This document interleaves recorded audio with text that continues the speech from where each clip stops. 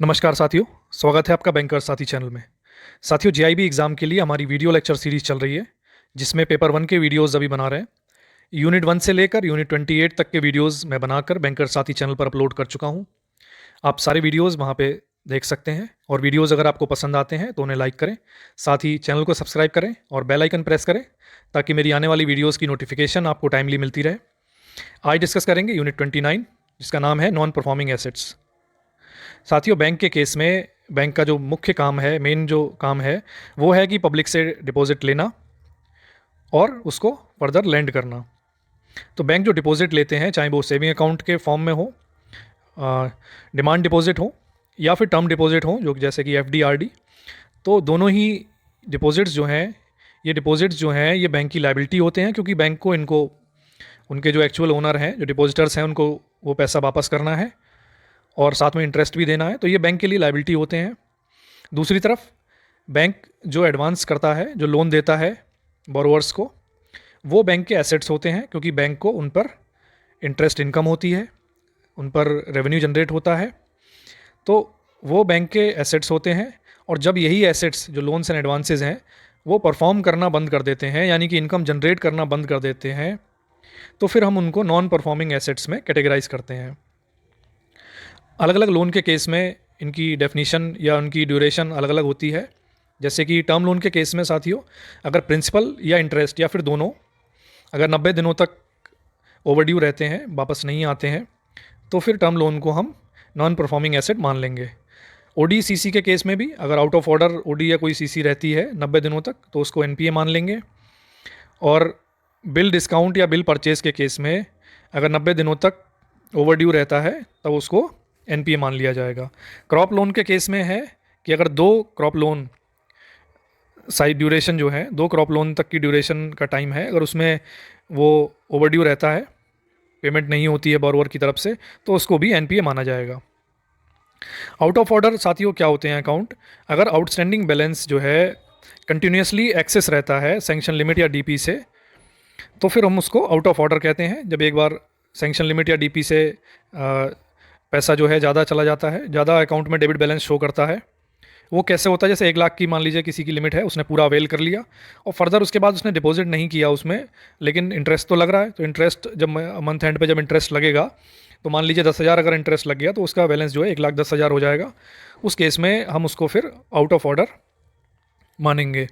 या कई केस में क्या होता है कि ये बैलेंस एक्सेस नहीं होता है, लेकिन कोई क्रेडिट नहीं हुए उसमें 90 दिनों तक, कोई पैसा क्रेडिट नहीं हुआ उसमें, क्रेडिट की एंट्री उसमें नहीं हुई, तब भी हम उसके अकाउंट को आउट ऑफ ऑर्डर मानेंगे। जैसे कि मान लीजिए किसी की 1 लाख की लिमिट है, उसने 50,000 ही अवेल किया है, बाकी 50,000 उसके अकाउंट में है और अवेल कर सकता है वो, लेकिन उसके बाद में 50,000 अवेल करने के बाद में 90 दिन हो गए, लेकिन उसमें कोई भी क्रेडिट की एंट्री नहीं हुई, कुछ भी एंट्री उसमें, ट्रांजेक्शन्स उसमें नहीं हुए, तब भी हम, चाहे भले ही उसकी डीपी से कम अवेल किया है उसने, फिर भी हम उसको आउट ऑफ ऑर्डर मानेंगे। ओवरड्यू किसे कहते हैं साथियों? ओवरड्यू जो है, अगर ड्यू डेट जो बैंक ने फिक्स की है उस डेट पे अगर पेमेंट नहीं आती है, तो फिर उसको ओवरड्यू के मानते हैं।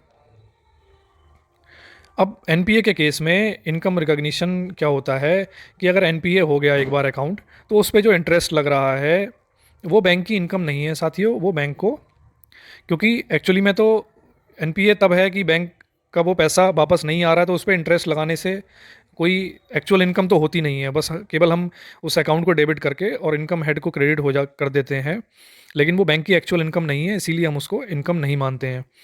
और जो उस एनपीए अकाउंट में इंटरेस्ट लगा होता है प्रीवियस ईयर में, वो भी रिवर्स करना होता है। और in absence of a clear agreement between bank and the borrower for the purpose of appropriation of recoveries, recovery जब होती है, अगर कोई एग्रीमेंट, स्पेसिफिक एग्रीमेंट नहीं है बैंक के और बोरोवर के बीच में, उस केस में अगर रिकवरी होती है एनपी अकाउंट में, तो bank should adopt an accounting principle and exercise the right of appropriation of recoveries in a uniform and consistent manner. तो उस केस में बैंक अपना राइट टू अप्रोप्रिएशन अप्लाई करेगा और यूनिफॉर्म और कंसिस्टेंट मैनर में रिकवरीज को क्रेडिट किया जाएगा। जनरली पहले इंटरेस्ट जो है सेटिस्फाई किया जाता है, जितना इंटरेस्ट उसमें बन रहा होता है उसको, वो एंट्री ख़त्म की जाती है। इंटरेस्ट के बाद में अगर पैसा बचता है तो फिर वो प्रिंसिपल ड्यू जो है उसमें जाता है।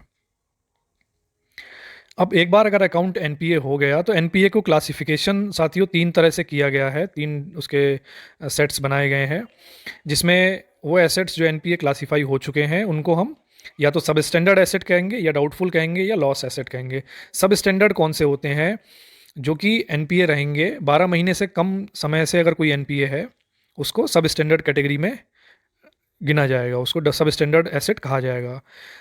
कोई एनपीए जो है और 12 महीने से एनपीए है, उससे ज़्यादा समय हो गया है, तो फिर वो डाउटफुल कैटेगरी में चला जाएगा।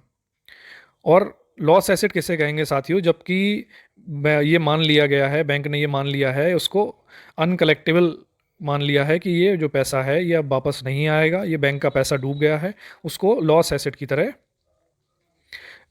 ट्रीट किया जाता है, और इनकी कोई एक्चुअल जो है बैंक के लिए कोई वैल्यू नहीं रह जाती है।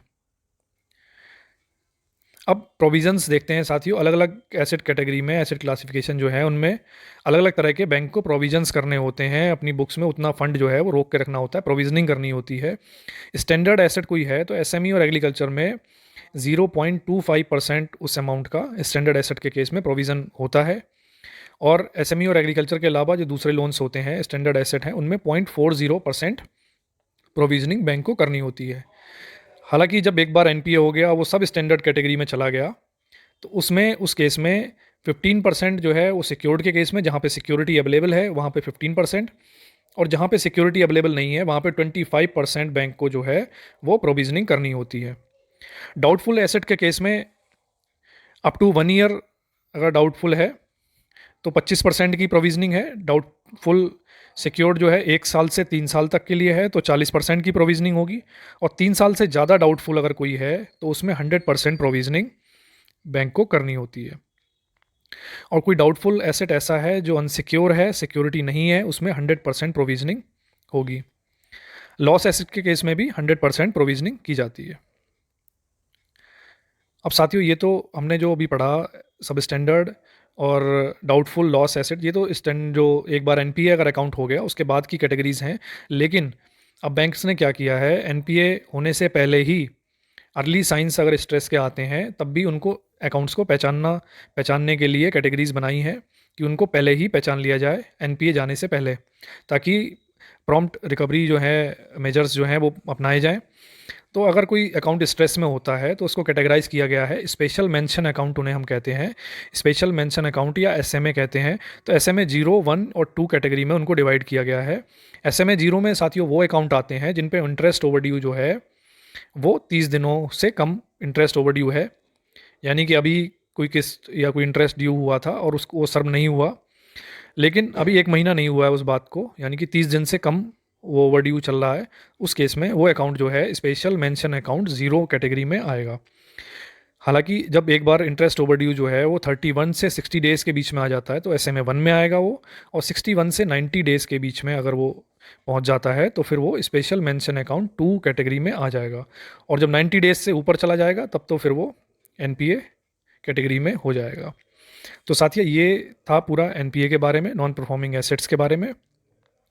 और वीडियो अगर आपको साथियों पसंद आई हो, आपको लगता हो एनपीए के रिलेटेड आपके क्वेरी डाउट्स क्लियर हुए हों, तो आप ज़रूर वीडियो को लाइक करें, साथ ही चैनल को सब्सक्राइब करें और बेल आइकन प्रेस करें ताकि मेरी आने वाली वीडियोस की नोटिफिकेशन आपको टाइमली मिलती रहे।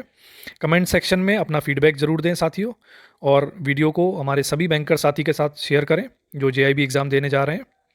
तो साथियों इस वीडियो में इतना ही, मिलते हैं नेक्स्ट वीडियो में। Thank you.